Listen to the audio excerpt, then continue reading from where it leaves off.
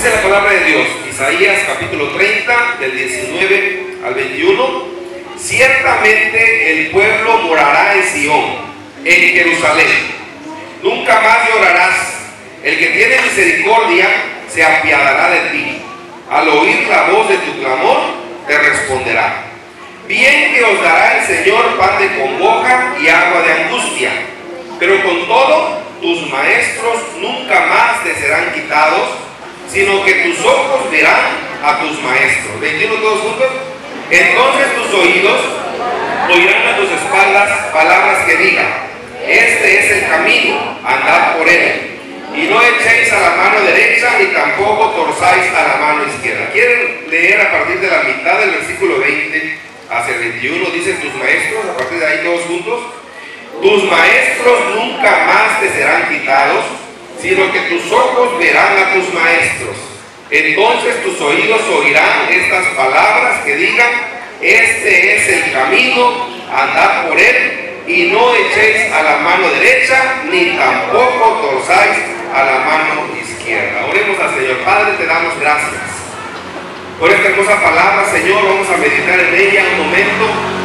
Queremos bendecir, Señor, la vida de todos los siervos del Señor y siervas del Señor que han levantado en el ministerio magisterial, Señor, para enseñar tu palabra, para enseñar las escrituras, Señor.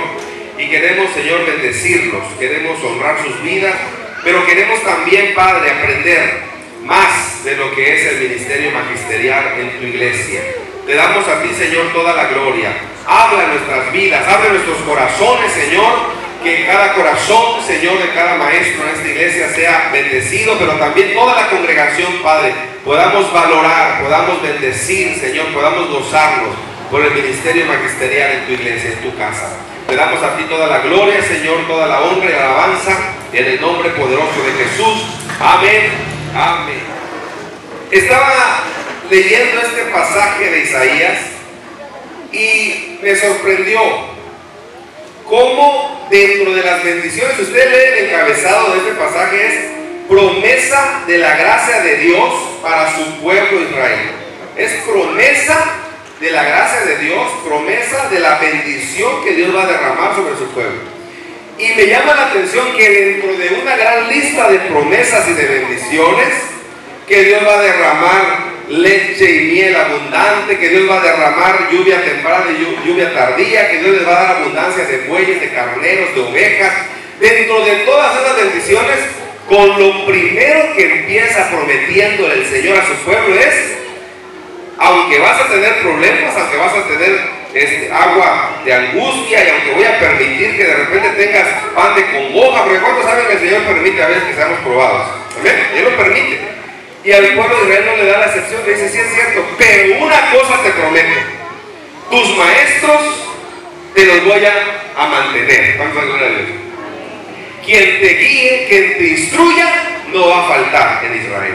Esa es una promesa que yo te doy. Sino que van a estar siempre a la vista de tus ojos tus maestros, van a estar delante de ti tus maestros, y siempre vas a tener alguien que te diga, a veces a tus espaldas, ¿verdad? Porque a veces lo escuchamos así, consejo como de espalda. Dice: este es el camino, andad por él. Y no te desvíes ni a la mano derecha, ni te desvíes ni a la mano izquierda. ¿Cuántos dan gloria a Dios porque tenemos instrucción de la palabra a través del don magisterial de la iglesia? Denle gloria a Dios.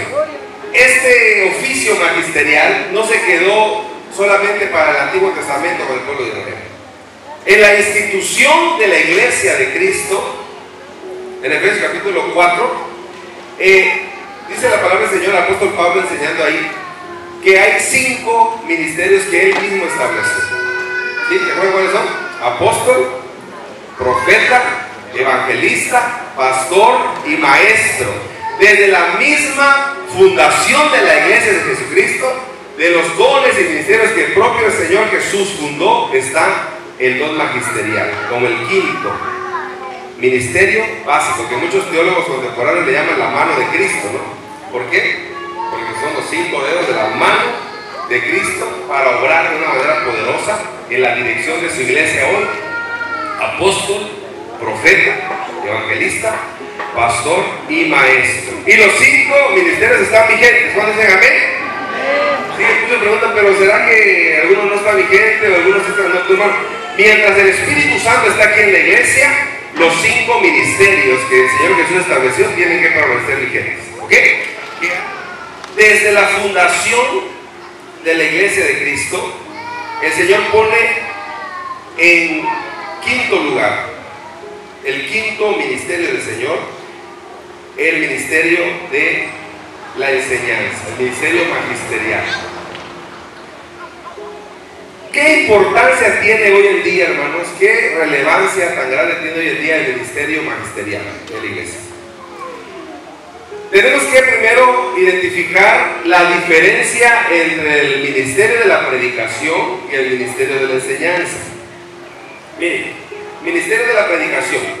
El ministerio de la predicación presenta a Cristo para salvación. ¿Quieren repetir conmigo? El ministerio de la predicación presenta a Cristo para salvación. Hermanos, la predicación de la palabra es para presentar a Jesucristo para salvación de las vidas, para salvación de las almas. Ese es el ministerio de la predicación. En ningún otro hay salvación, porque no hay otro nombre bajo el cielo dado a los hombres en que podamos ser salvos. ¿Cuánto dicen amén? Es creer en el Señor Jesucristo y serás salvo tú y toda tu casa.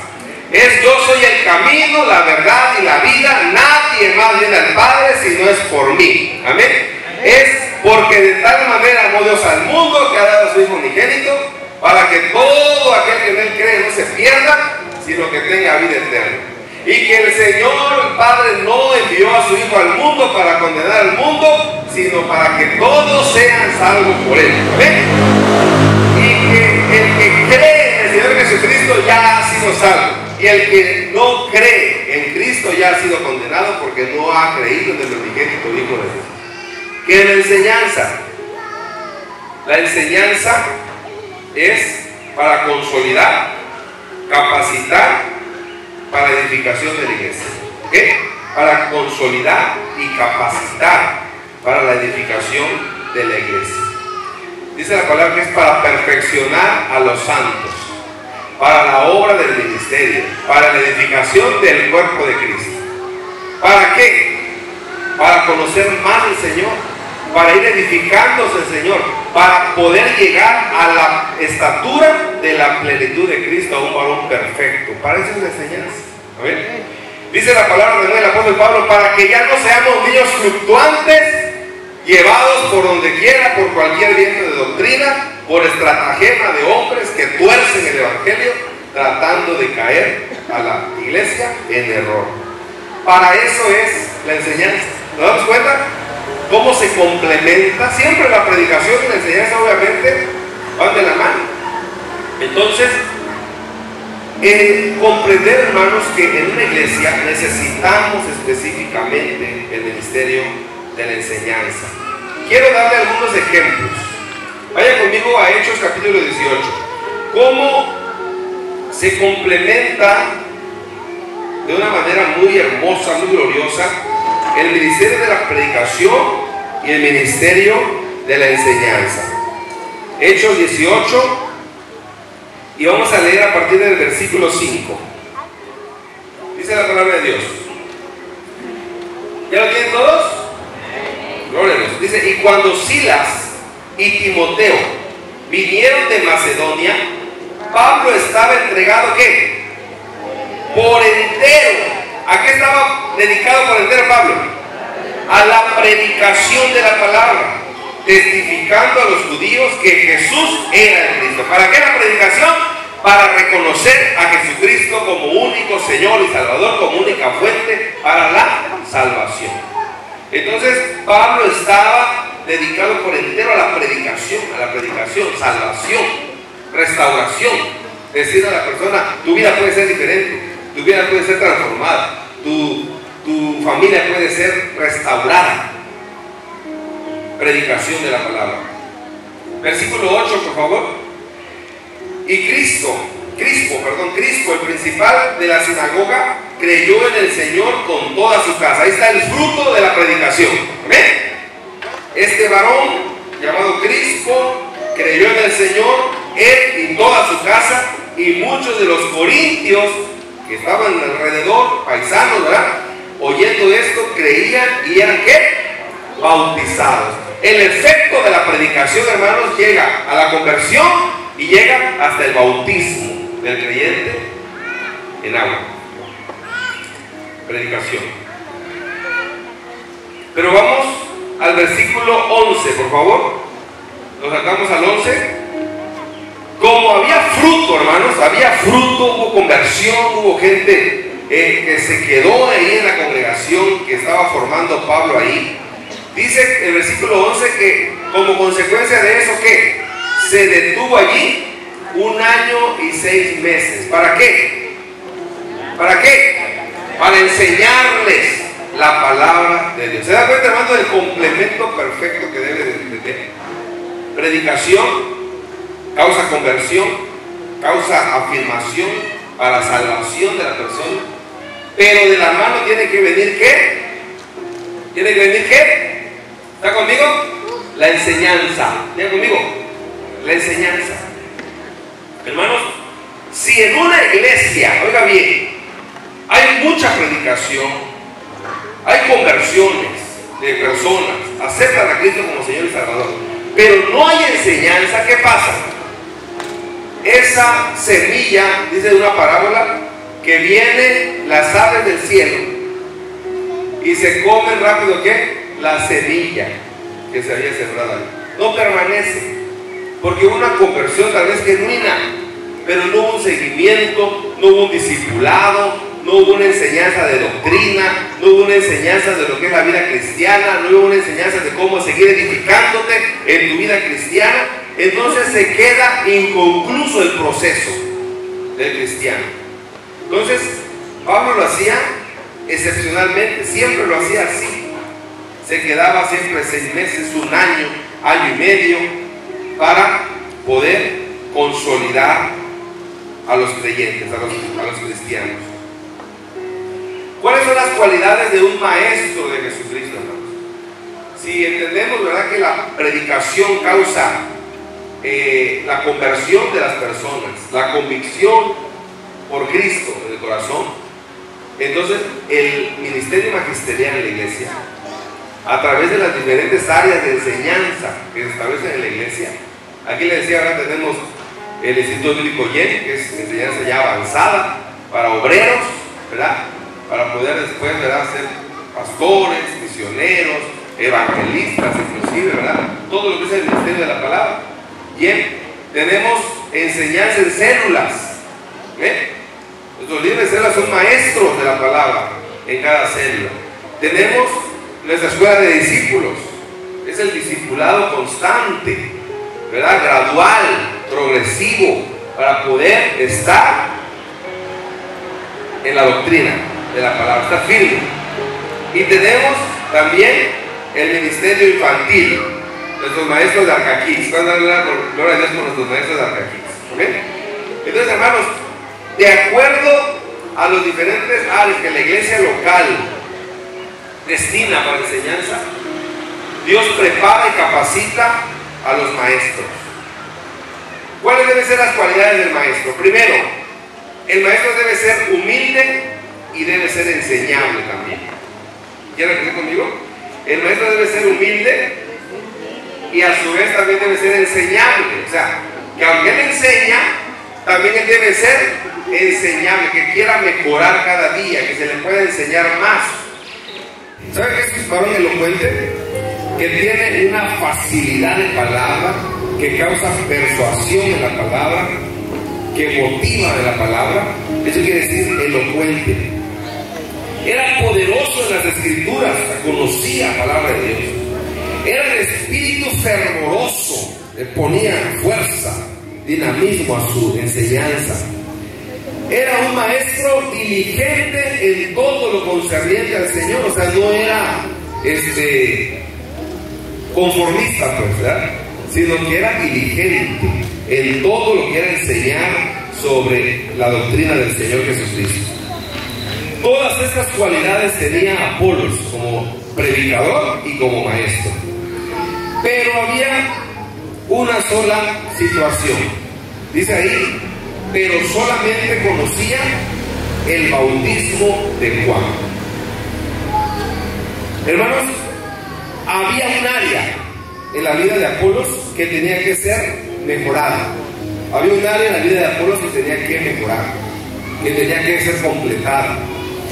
Y dice el versículo 26 que Aquila y Priscila, un matrimonio que era del equipo de Pablo, le oyeron predicar y le tomaron aparte. Hermanos, Aquila y Priscila también eran maestros de la palabra de Dios, pero fueron prudentes. Diga conmigo, fueron prudentes, fueron sabios. Dice que le llamaron aparte, lo escucharon y reconocieron el don de Dios en ese varón, Apolo. Pero por lo mismo que reconocieron esa habilidad, ese don, ese ministerio glorioso de él, quisieron aportarle algo más. Y le dijeron y le expusieron, versículo 26, más exactamente el camino de Dios. Número 2, el maestro de la palabra debe enseñar sin temor y sin reservas. Vaya conmigo ahí a Hechos 28, versos 30 y 31. El maestro de la palabra debe enseñar sin temor y debe enseñar sin reservas. Mire, Pablo dice ahí que permaneció preso en Roma 2 años enteros. Al final de su ministerio, hermanos, Pablo permaneció preso en Roma 2 años enteros en una casa alquilada y recibía a todos los que a él venían. ¿Qué hacía? Predicando el reino de Dios y enseñando. Ahí están otra vez, ¿verdad? Las dos cosas. Repita conmigo. Predicando el reino de Dios y enseñando acerca del Señor Jesucristo. Abiertamente y sin impedimento. ¿Cuáles deben ser las cualidades del alumno? Número 1, diga conmigo, debe ser diligente. Diligente, hermanos, esforzado, preparado, esmerado para aprender. Vaya conmigo a Hechos 17:10. Un ejemplo igual clásico para poder ejemplificar esto. Hechos 17:10. Miren, ahí en este pasaje menciona cómo Pablo fue a muchas ciudades a predicar el evangelio con su equipo de evangelismo, con su equipo de predicación, y hace una comparación entre dos ciudades, entre la ciudad de Tesalónica, que fue una ciudad renuente, una ciudad que no aceptó con agrado el evangelio que le llevaba a Pablo, y la ciudad de Berea. Y dice ahí en 17:10 que los de Berea fueron más nobles, fueron más sensibles, fueron más sencillos, más humildes para poder recibir el evangelio que los que estaban en Tesalónica. Y estos de Berea dicen que recibieron la palabra ¿cómo? Repita conmigo.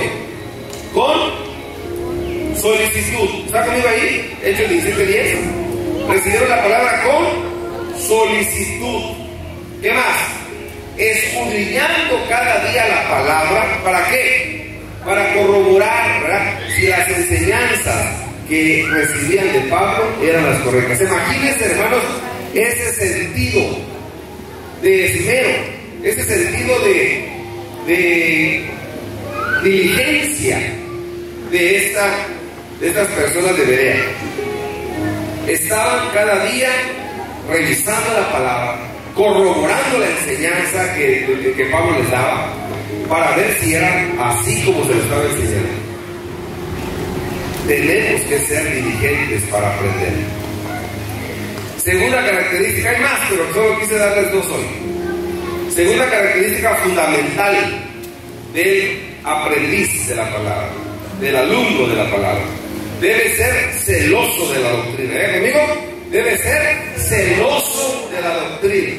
Tenemos que ser celosos de la doctrina que recibimos, celosos, fieles de la doctrina que recibimos de parte de nuestros maestros en la palabra de Dios. Gálatas capítulo 1, creo que vimos el celo de esta semana, dice: mas si aún nosotros o un ángel del cielo os anuncie otro evangelio que sea diferente al que hemos anunciado, que sea anatema. Anatema es una palabra fuerte que quiere decir desechado o puede ser maldito, sea maldición. Entonces no está fuerte. Y en el versículo 9 dice: les reitero que así como les hemos dicho, se lo repito nuevamente, que si alguno les predica un diferente evangelio del que les hemos predicado, nuevamente dice, sea anatema, sea maldición. Hermanos, debe haber celo de la doctrina, de la palabra. El apóstol Juan dice en una de sus cartas también: si alguno viene a vosotros y no trae esta doctrina, no lo recibas, ni le digas bienvenido, ¿verdad? Porque va a contaminar tu conocimiento, tu corazón. El alumno de la palabra, para que vea frutos eficientes, frutos sólidos, debe ser diligente en la palabra y debe ser celoso de la doctrina que ha aprendido. Quiero ir terminando con este pasaje. Quiero que vayamos a buscar Oseas capítulo 4. Oseas capítulo 4, verso 6. Y bien, hermano, la palabra de juicio que viene con Israel ahí en Oseas: por cuando desechaste el conocimiento, yo te echaré del sacerdocio. Dice: Señor, yo no quiero gente en mi sacerdocio, en mis ministros, gente ignorante de la palabra. Es lo que está diciendo ahí. Tú no quieres conocimiento, no quieres adentrarte en el conocimiento de la palabra, yo tampoco te quiero en mi sacerdocio. Qué duro, ¿verdad? Y como tú despreciaste el conocimiento de la ley de tu Dios, también yo me voy a olvidar de tus hijos, porque tú tampoco te interesas en lo que te estoy ofreciendo. Hermanos, es hermoso poder disfrutar, y no, hermanos, que no nos pase como al pueblo de Israel, por falta de conocimiento, ser destruidos, por desechar el conocimiento, recibir juicio de parte de Dios. Hermanos, el equilibrio perfecto entre conocimiento y fe, equilibrio perfecto entre conocimiento y fe, tiene que haber un equilibrio. Así como debe haber equilibrio entre la predicación y la enseñanza. Una iglesia que predica mucho pero no enseña va a ser una iglesia que va a tener mucha gente convertida pero no va a permanecer. De la misma manera, el conocimiento no lo es todo, hermanos, pero es fundamental. En básico 1, ahí con la pastora Mechita, hay una frase que se ve casi a la mitad del curso: conocimiento sin fe es igual al legalismo. ¿Sí o no? Conocimiento, pero sin fe, sin amor, sin sensibilidad de la palabra, me vuelvo legalista. Que dice la palabra, pero es que dice la palabra, pero es que dice la palabra. El Espíritu Santo no te va a mandar a hacer algo que la palabra no está, mucho menos algo contrario a lo que está escrito en la palabra. Así que solo fe sin conocimiento tiende a fanatismo, hermanos. Yo les pregunto, ¿qué es peor de las dos cosas? ¿Caer en el fanatismo o caer en el legalismo? ¿Ah? Las dos, hermanos, de afán libre. Por eso, hermanos, tiene que haber conocimiento, doctrina fundada y mucha fe en el Señor. ¿Cuántos dan gloria a Dios? Así que, hermanos, damos gracias a Dios por el ministerio magisterial que está vigente y que, para gloria de Dios, aquí en la iglesia, hermanos, el Señor nos ha permitido poder desarrollar, poder pues capacitar, hermanos, y tenemos un hermoso cuerpo magisterial aquí en la iglesia. Quiero que se pongan de pie, hermanos. Dice la palabra de Dios que todo árbol se reproduce según su fruto. ¿Amén?